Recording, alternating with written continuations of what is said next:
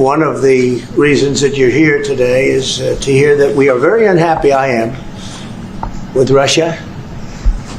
But we'll discuss that maybe a different day.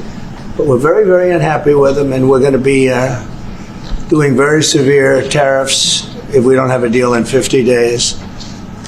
Tariffs at about 100%. You'd call them secondary tariffs. You know what that means.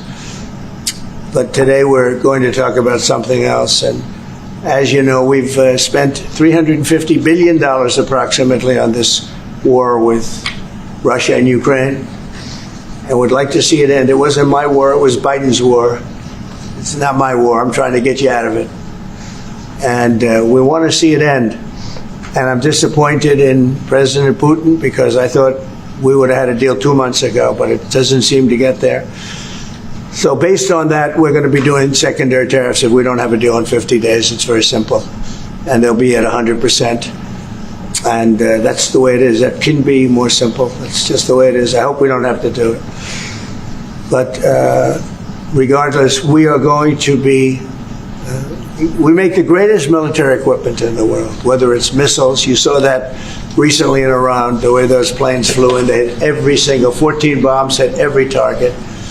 Then you had the helicopters shoot a total of 30 bombs, 30 missiles.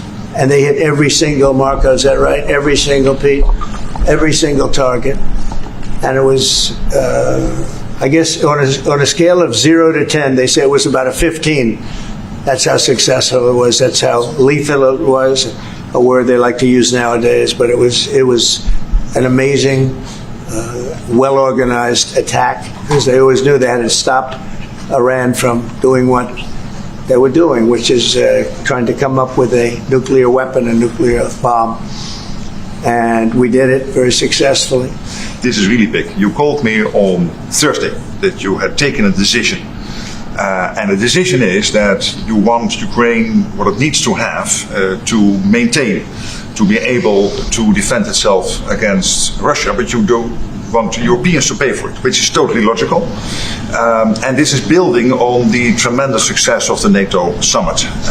The 5%, but also the decision to keep Ukraine strong and the decision to increase our defense industrial production.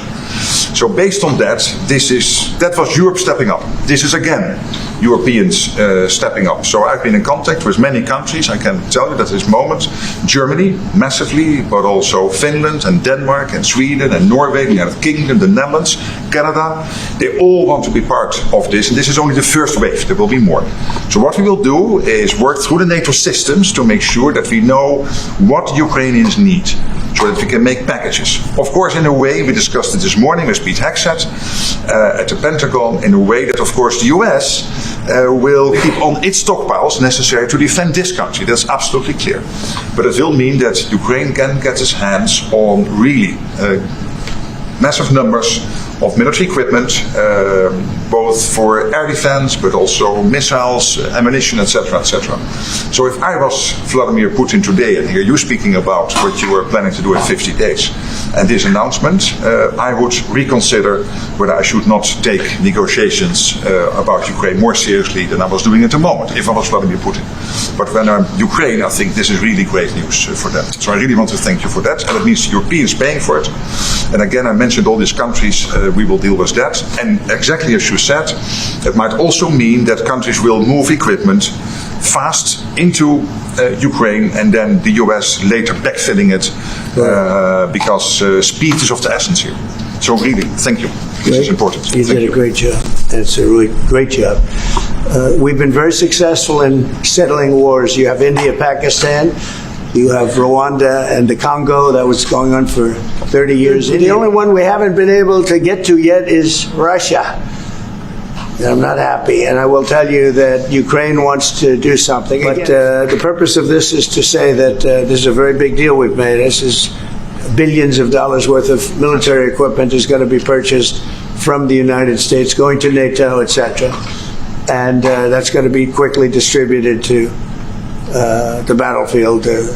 Ukraine will take it up. And, you know, say what you want about Ukraine. When the war started, they had no chance. And they still would have had no chance if the equipment. They had the best equipment because we do make the best planes and missiles, and we make the best military equipment in the world by far.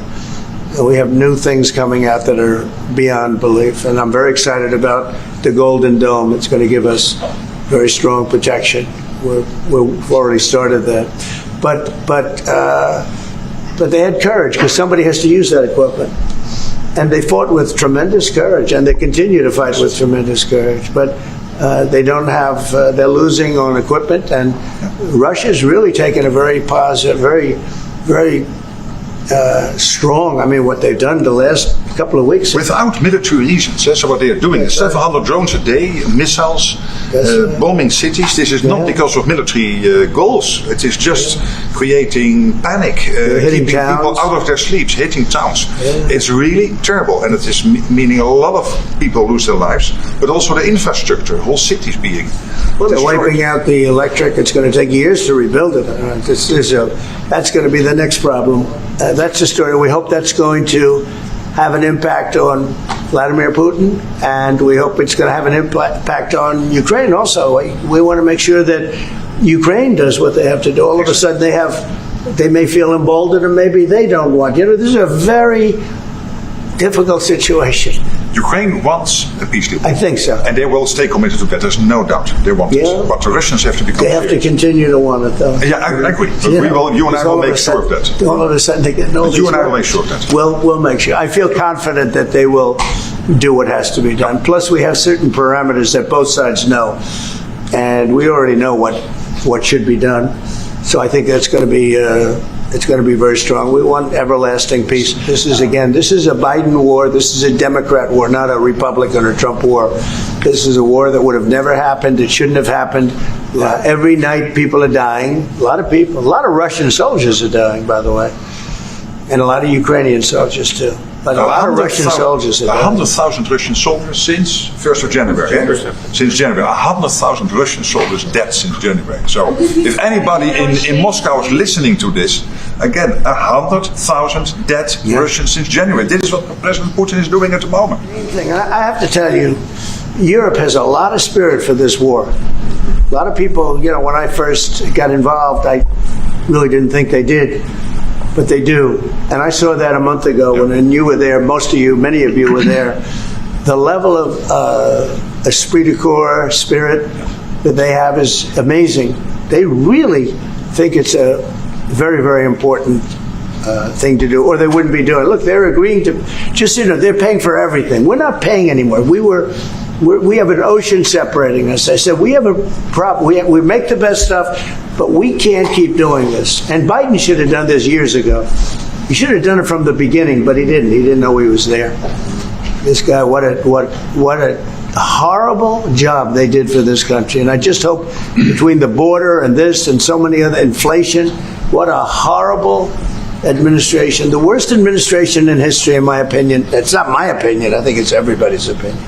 But this is something that shouldn't have happened, and we're going to see if we can end it. How far are you willing to go if Putin were to escalate, send more bombs? Don't ask me a question like that. How far? I don't know. I want to get the war settled. They're not Americans that are dying in it, and, you know, I have a problem, and JD has a problem. It's a stance that he's had for a long time. They're not Americans dying, but there are a lot of people dying, and on something that should be able to be settled.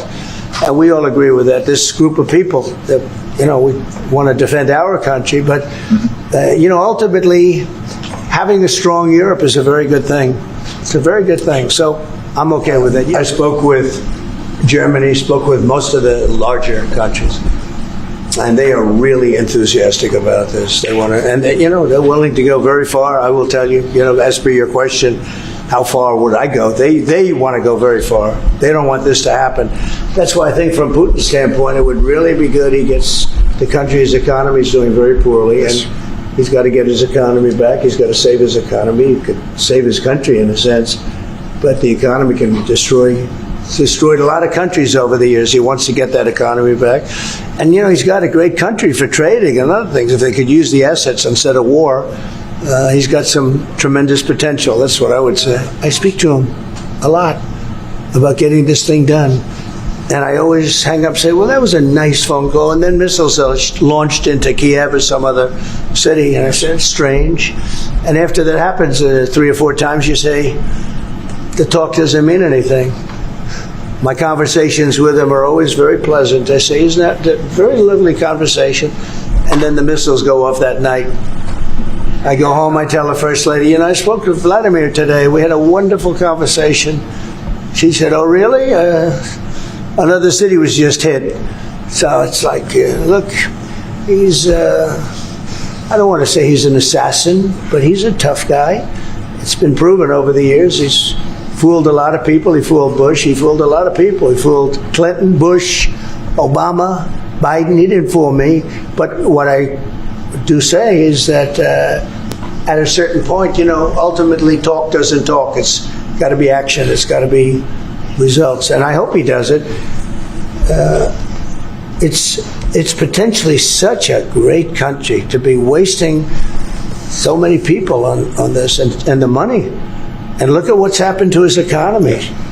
Look at what's happened. So, And with the threat in 50 days, Yeah. the economy will be hit It's, very hard. I mean, look, I hope he's going to do it. He knows the deal. He knows what a fair deal is. If there is such a thing as a fair deal, there's no winners here. This is a loser. This is a loser. And I dealt with him from the beginning.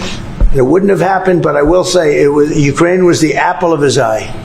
We talk about it. It was the apple of his eye, but it wasn't going to happen. And he understood that. It wasn't going to happen. And then I noticed, after I was out, I noticed soldiers forming at the border. Yeah. And then I heard horrible, stupid things being said from the other side.